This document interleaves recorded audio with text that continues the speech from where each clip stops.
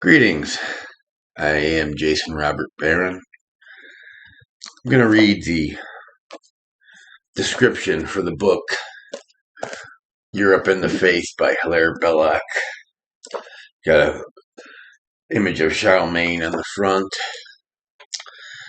Again, the title of the book is Europe and the Faith. In this book, which is pivotal to his historical insights, the great Catholic historian Hilaire Belloc answers the question, what made Europe?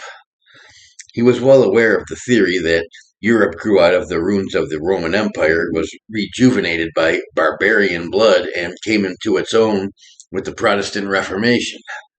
It was to expose this fantasy and present the true story that he wrote Europe and the Faith.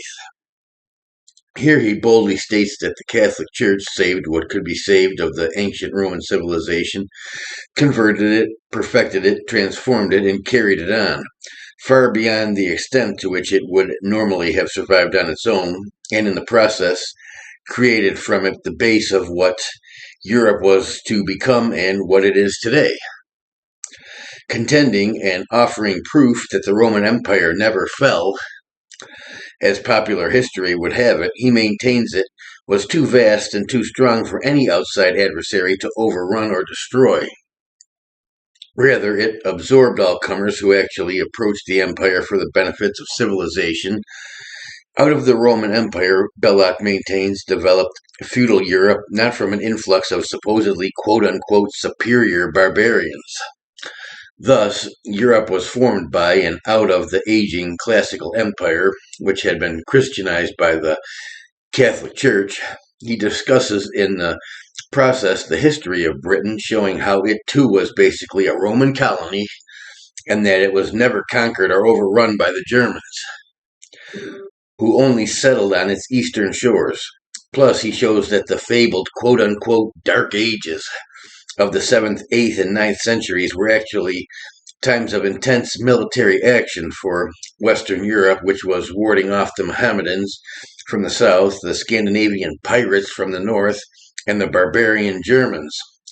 Slavs and Mongols from the east. He shows that the Middle Ages were the flowering of Christian Europe and discusses the disaster of the Protestant Reformation, which divided off mostly those parts of Europe which were not of the ancient Roman Empire,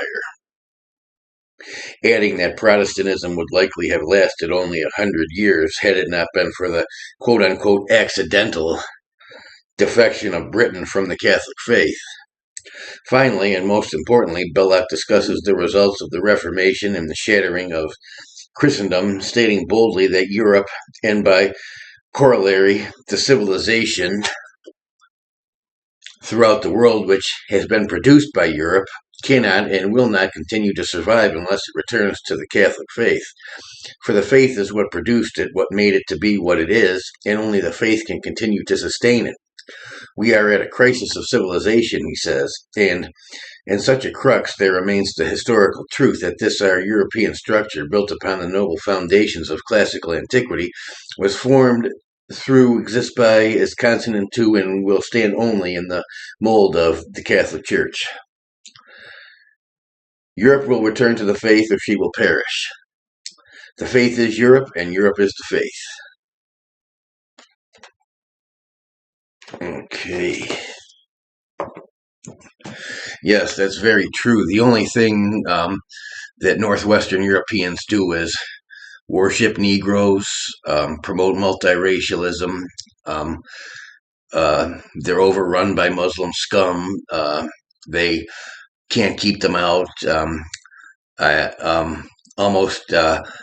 seems like almost every person in Britain who's young is either from India or is part Indian, or like you hear a British girl, and then you find out she's half Indian or she's Indian. That's what Northwestern Europe has become. And yet at the same time they want to lecture the rest of Europe, which is still European, and tell them how no good they are, while they got a fucking Indian on their back and a Negro on their shoulder. So, yeah, if there's going to be any hope for the um, continued survival of the European race. It's not going to come from Protestantism or Northwest Europe. It's going to come from Catholicism and Eastern and Southern Europe. I'm Jason Barron. Have a wonderful day, and I shall speak to you again soon.